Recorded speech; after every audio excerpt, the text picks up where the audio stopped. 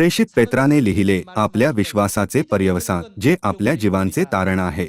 दुसऱ्या शब्दांमध्ये, जर तुम्ही तारण प्राप्त करू शकत नाही किंवा स्वर्गाच्या राज्यात जाऊ शकत नाही तर विश्वासाचा काय उपयोग आहे? परमेश्वरावर विश्वास ठेवल्यानंतर नरकात जाण्याची कल्पना करा. यापेक्षा मोठे दुर्दैव आहे का? आज अनेक आत्मे आहेत जे परमेश्वराला योग्यरित्या ओळखत नाही किंवा परमेश्वरावर विश्वास ठेवत नाही. त्यांच्याकडे सत्य किंवा परमेश्वराला पाहण्यासाठी डोळे नाही. त्यामुळे जरी ते म्हणतात की ते विश्वास ठेवतात पण ते नरकात जात आहे. येशूने आपल्या पहिल्या आगमनावेळी याबद्दल भविष्यवाणी केली. आंधळा आंधळ्याला नेऊ लागला तर दोघेही खाचेत पडतील.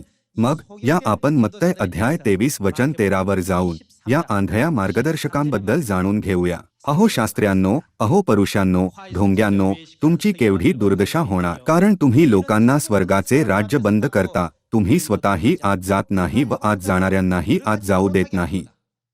जसे की आपण येथे पाहू शकतो, ते स्वर्गाच्या राज्य बंद करतात. येशूने म्हटले, तुम्ही स्वतःही आत जात नाही व आत जाणाऱ्यांनाही आत जाऊ देत नाही. असे लोक नक्कीच प्रकट होतील. हे धार्मिक नेत्यांबद्दल आहे. असे असले तरी ते परमेश्वराचे वचन शिकवण्याचा प्रयत्न करत नाहीत. मेंढपाळ आपल्या ध्येयाला पूर्ण करत नाहीत. ते आंधळे मार्गदर्शक आणि खोटे मेंढपाळ आहेत.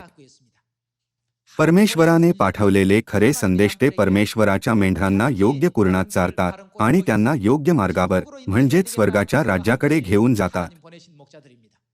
हीच त्यांची एकमेव चिंता आहे. खऱ्या संदेष्ट्यांना भौतिक गोष्टी किंवा धन किंवा प्रसिद्धीमध्ये अजिबात रस नाही. परमेश्वराने पाठवलेले संदेश ते विचार करतात, मी त्यांना परमेश्वराला योग्यरित्या कसे ओळखू देऊ शकतो? मी त्यांना परमेश्वरावर योग्यरित्या विश्वास कसा ठेवू देऊ शकतो? मी त्यांना सत्य कसे सांगू शकतो? हेच त्यांचे सर्वात मोठे ध्येय आणि सर्वात मोठी आशा आहे. खरे संदेष्टे आणि आंधळ्या मार्गदर्शकांमध्ये हाच फरक आहे.